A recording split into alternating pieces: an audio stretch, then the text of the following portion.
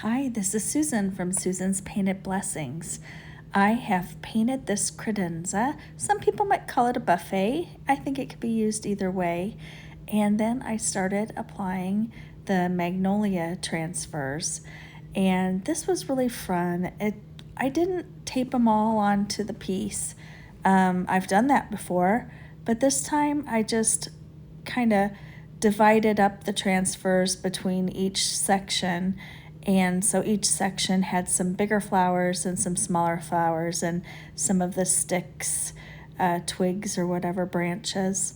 And I just like to first I kind of get in there with my thumbnail and I get those edges and try to get those edges down really, really good. And then I'll use my transfer tool from Prima and rub on them. And, I just keep working and working and working until they feel very, very stuck.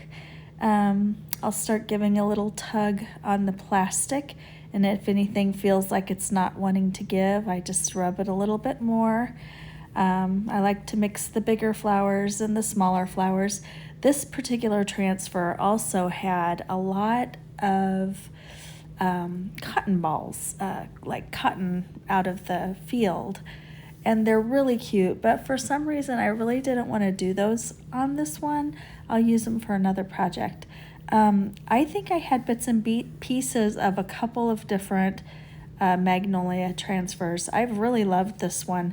The only thing about it, I think this is the bells and whistles one. The only thing about it is those flowers are pretty transparent. So if you get a stick underneath of a flower, you're going to see that. I'm going to have to go back, maybe add some little branches and cover up some of the white areas. I've always done that with this transfer. I don't mind doing it. It doesn't bother me, just to kind of fill it out and make it seem a little bit more opaque.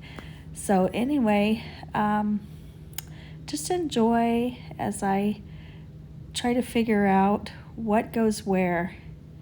I like to trim off along the edge. I don't really, for this project, I didn't want to lap it up onto the side piece of wood. So just kind of moving things around and seeing what's going to work where.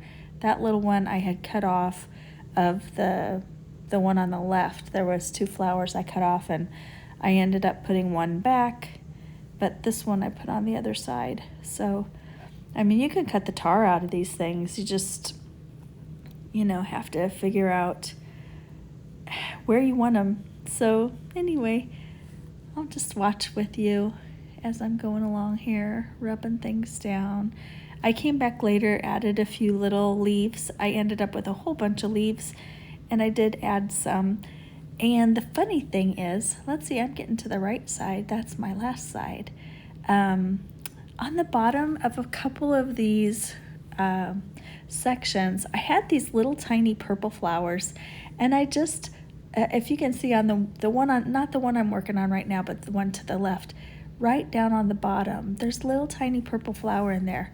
Why I put it in there, I don't know. I think it's because whoever's going to buy this loves purple, but didn't want a purple credenza, didn't want a purple buffet, whatever.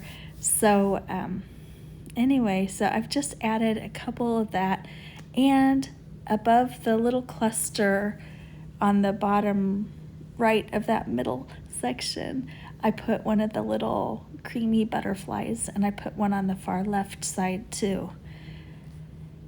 It's so fun because you just get the creative juices going, and your brain says, I like this, I don't like this. But anyway, it's coming along here. And I added another flower right there. And I wondered whether I should add another one. Do I? Don't I? Oh, there's the little ones. I put some of the little purple on here too, in that corner. And I put some in the other corner. I'm going to do that in a second. And they're so small. They don't scream, hey, purple down here. It's just so subtle. Sometimes in a group of wildflowers or flowers you might have, you might have a little of this or a little of that pops through. So why not? I did add that extra flour. I think I came back in and did some more leaves too. And I just kind of threw the hardware on there. It's just sitting in there. It's not attached. I hope you enjoyed this.